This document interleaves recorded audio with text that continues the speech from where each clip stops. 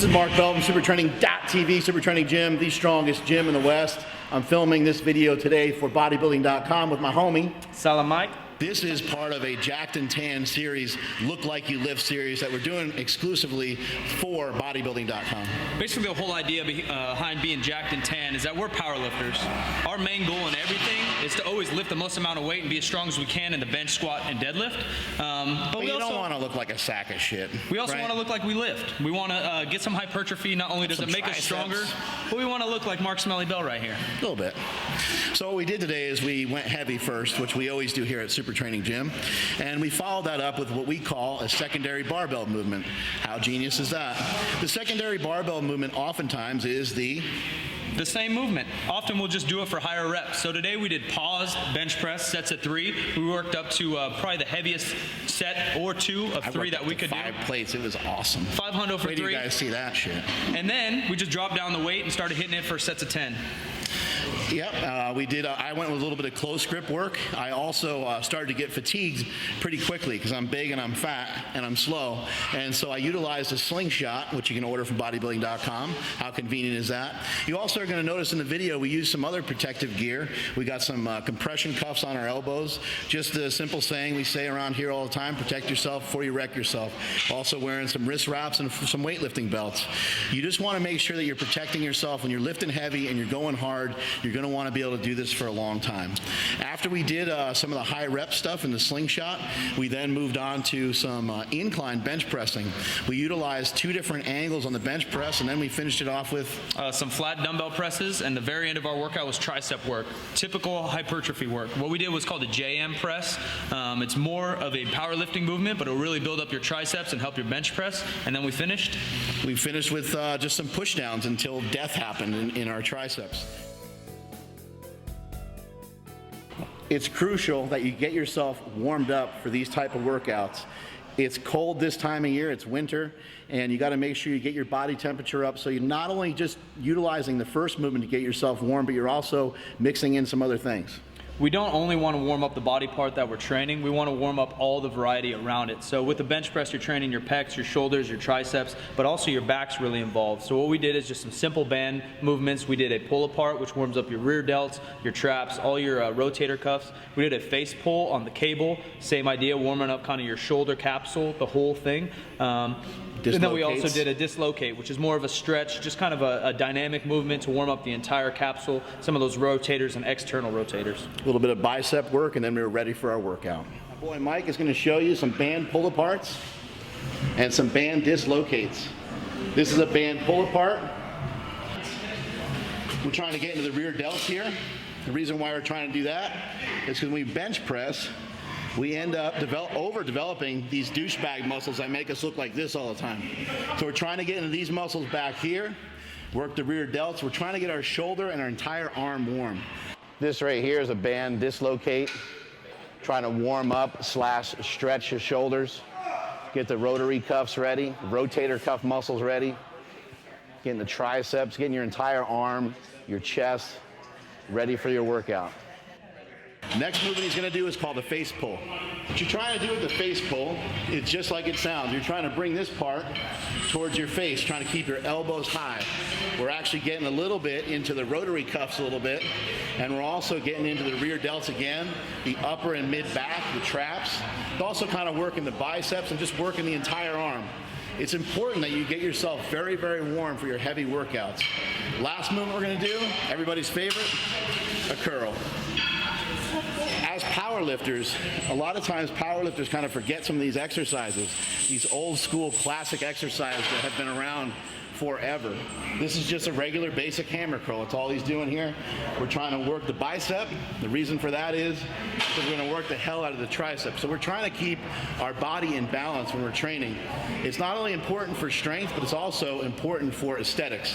If you want to be jacked and tan, you can't just have huge triceps or just huge biceps. You need to have both. So we're going to get into our workout. Follow along with us.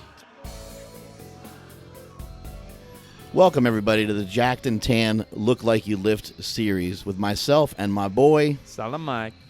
Here you can see Silent Mike doing some stretches for the shoulders. We're trying to get the shoulders and the pecs warmed up and ready to go and in the proper position for this particular day. Isn't that right, Silent Mike? Yeah, you saw earlier we did some band to warm up our backs and our shoulders, and now we're just trying to stretch out the pecs and the front delts a little bit just to feel a little bit better before we add weight to the bar. Silent Mike's got huge pecs, as you can see right there.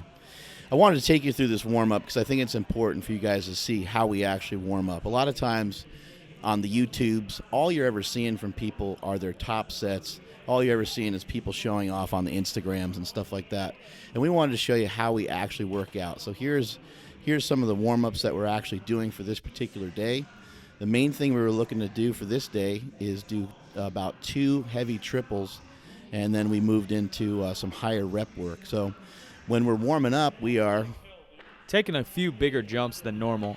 Mark's about a 565-pound bench presser. Damn, son. I'm about a 350-pound bench presser, so you can see the different jumps that we'll make. Mark will go plate, plate, plate for a little while. I'll kind of go plate, quarter plate, and then we'll start nickel and diming it. We never want to miss reps in training. There is something taking your muscles to a fatigued point, but we'll do that with our volume and our accessory work later. With our strength work, we want to hit all our reps and try to make them as clean as possible. Like something growing out of my stomach right there. That's disgusting.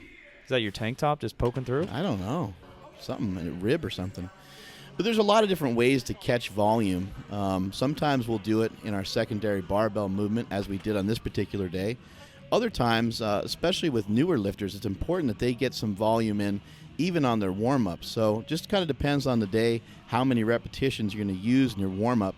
But basically, when you're training for strength and you're trying to do maximum sets and trying to see how actually strong you are, you're trying for rep PRs and stuff like that, you want to go into those sets fresh. And so you want to kind of sandbag your repetitions that you do before your heavier sets. Like Mark mentioned, our main goal is just to go heavy for the day. So with about a plate and maybe a plate and a quarter, we maybe did 5 to 10 repetitions. From there on, all we did was triples all the way up until we reached our max for that day. And I know a lot of people like to use percentages, but as I've said before, I'm not an accountant, I'm a lifter. And so we don't like to use percentages too often in here, but I know that you guys love them. And so on this particular day, if I was to attach a percentage to this day, I would say that my top set with 5 plates is probably about 90% for a triple. Another way to look at it is I wanted to hit my previous PR of about 295 for a pause triple. And nice if it felt triple good, right there, Silent Mike. Then I decided to go up and hit a new PR. Here's an instant replay again with 315. As Mike mentioned earlier, he's about a 350-pound bencher, so this is a really, really good effort by him. Also, we're doing a little bit of a pause in there, as you see. A lot of you guys might not. There's me hitting up some smelling salts. What do you think of that, Silent Mike? You ever try that? Just getting all fired up. Only for the deadlift. I don't want to go all psycho on the bench press. It makes me cry a little bit. Yeah, you kind of cry normally anyways. Yeah, that's true. Here I go setting up for 5 plates. Now, a lot of people would call this 5 plates. They would call it 500 pounds, but we know full well that it's 495. And for all you liars out there, that's not 10 plates. You don't bench press 10 plates. That is 5 plates. 5 plates per side, ladies and gentlemen. We're using a Westside barbell bar that I purchased off of Rogue Fitness. It's an outstanding bar, and that's why I mentioned it's a great piece. And here's the 500, or 495, as I should say, for 3. You can also see we got some stuff on our arms there. I got some wrist wraps on. I got some compression cuffs on. There you get a good side view of it now. Instant replay again. You notice I'm wearing a belt. I like to wear my belt high when I'm doing my bench presses. I just feel that it allows me to push my stomach into the belt, and it allows me to keep my back really tight as well. So here we are moving on to our secondary barbell movement, which, as we mentioned earlier, is just our same movement, just the first movement with more reps. So second verse, same as first. We just dropped it on down, and now we're getting sets of 10 all the way back up. So we dropped free percentage mathematics, maybe 20 to 30%. Mark just kind of knocked off a couple plates, and we started moving back up in weight. Look at them triceps. You can see we got some compression sleeves on just to help keep us warm. It's pretty cold in the gym. This is the new Super Training Gym, which is located in Sacramento, California. And it's wintertime, but it's not that cold because we're in California, but it does get a little bit of a chill going. So we got some compression sleeves on. Now you see me moving into the original slingshot. And this is going to allow you to overload. It's also going to allow you to handle a lot more volume for the day. Got 365 pounds on there, going with some close grip reps. Mark's been in this game a long time, been bench pressing for about 20 years. So after a couple heavy sets, instead of causing more damage to his shoulders and his elbows, he just throws on the slingshot. It's just an easier way to get in more volume for the day. I've been bench pressing longer than you've been alive, Silent Mike. It's probably true. So, we've gone over technique many, many times here at Super Training Gym and here at supertraining.tv, where you can see many of our videos. But what we're trying to do in the bench press, we're trying to bring our elbows in slightly at the bottom, and as we go back up, we're trying to throw our elbows back outward and throw the bar kind of up towards our neck/chin area. We're trying to keep our back tight. You see, Silent Mike's doing a good job of keeping his positioning right there. He's got the legs tight. He's got the chest up for the entire range of motion. Keeping your legs tight, everyone always talks about leg drive, but basically all we're trying to do is keep ourselves stable. There I go, getting a little squeaky with my hips, but all you're trying to do is drive your heels into the ground, knees out, and keep that upper back as tight as possible during the whole set. One of the greatest ways to fix just about anything, whether it's form or whether you just can't figure out why you're not strong enough on a particular lift, is to just simply utilize repetitions. And that's exactly what we're doing on this day by banging out these reps. Now you see us moving into doing some of our hypertrophy work. This is the tan part of the jacked and tan workout. You see Silent Mike banging out some high repetitions on the incline. We actually did about 3 sets, and we switched things up a little bit by doing 3 different levels. We went with 3 different angles on the incline bench, ending actually with a flat bench. Since we'd already been pressing all day, we just did one little gimme set with about 50-pound dumbbells, and then went straight into our working set, trying to get 3 sets, to fatigue. Look at those breasticles. Those are huge, covering my whole face almost. I know Mark mentioned it was winter, but it's never too cold for a tank top. It's a little too cold for those nipples, apparently. It's important to get in a lot of work. Anybody who's good, anybody who's strong, anybody who's well built is going to have put in a lot of work in the gym. And that's exactly what you're trying to do with these secondary, these accessory movements, is you're trying to simply get in a lot of work. And you want to try to move through these secondary and accessory movements. You want to try to move through them quite quickly, whereas the intent on the first lift, the main event for the day, you are going to take as much rest as needed to lift the most weight possible. We're professional meatheads, so we spend hours and hours in the gym. But if you're on a time crunch, your hypertrophy or the tan part of the workout's a great time to throw in supersets. You could easily superset some dumbbells with some tricep work, upper back work, or even push-ups. God, that's an ugly face. What do you think, Mike? Yeah, kind of look like Andre Agassi. Oh, my God. Look at those shoulder veins, though. I don't even think I'm there to spot you. I think I'm just there to show off the veins. Look at that. Professional spotter. You can see now we got the incline up a little higher, kind of getting the shoulders a little bit, getting the shoulders and pecs. What we're trying to do is we're trying to assist that main movement. We're always trying to pick movements that are going to increase the main movement. So whether you did an incline press for the day or a flat bench for the day, it doesn't matter what the movement is, your second movement is going to help you become more efficient and better at the first movement. We're privileged or lucky enough at Super Training to always have a workout partner, and I suggest you guys get one. Just someone that'll stick to it. Mark's here spotting me. I didn't really need a spot physically, but mentally he's helping me squeak out each little rep because we're at the end of the workout now. Super Training Gym was made and founded by myself for very, very selfish reasons. I wanted to be one of the best lifters in the world, and I knew that I wasn't going to be able to do it by myself. If you walk with the lame, you will develop a limp. You want to find like-minded people. You want to find people that want to get better. You want to find people that want to push not only themselves to new limits, but also other people. With part of this tan workout, there's a lot of aspects that go into bench pressing. And so for your personal goals, you can choose your hypertrophy work. After our dumbbell press, if we want to get our pecs going, we moved into some tricep work. I want to also kind of mention that we mention bodybuilding style lifting. I want to just kind of point out the fact that a true bodybuilder would do many, many, many more sets than what we're doing. Because we devoted a lot of time to the strength aspect of our workout, we're unable, simply just due to time constraints, we're unable to get in 15 18, 20 sets, much like a lot of professional bodybuilders will do for their chest or their shoulders or their triceps. Here's a variation of a tricep extension or a skull crusher called the JM press. Look at those triceps, Silent Mike, getting jacked. We took a few cheater sets, a little bit lightweight, and then hit 2 heavy sets. We're trying to basically start the beginning portion of a close grip bench press, trying to keep the elbows in a little bit, and then as we're coming back up, all we're really trying to do is do a cheating version of a tricep extension.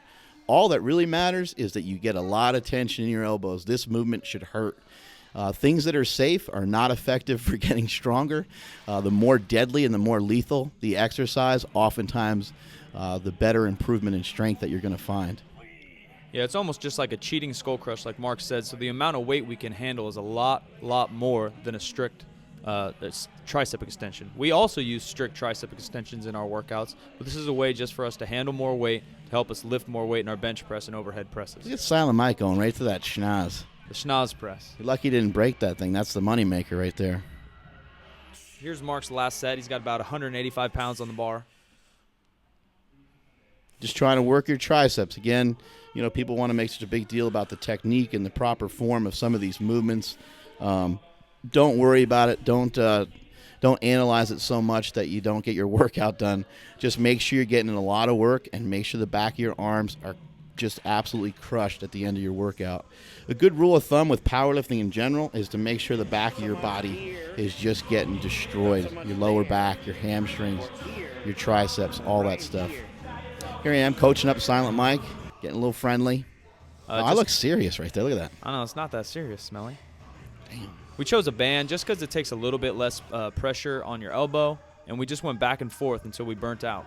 How many reps? How many sets? I have no idea. Some for a few. We're just going until our triceps hurt really bad, basically, is all we're trying to do. We did about 5 rounds back and forth. A lot of times we're also just trying to kind of unwind or trying to basically undo all the muscle damage that we did during the workout. So this is just something easy, just to pump a lot of blood into the area, help with recovery. Silent Mike's getting crushed. Look at that. Yo, it's 3 fails in a row. What happened? Dying. Them there triceps.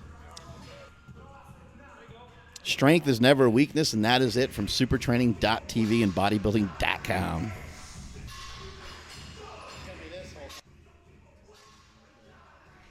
Boom, boom, boom, boom, boom, boom, boom, boom, boom, boom, boom, boom.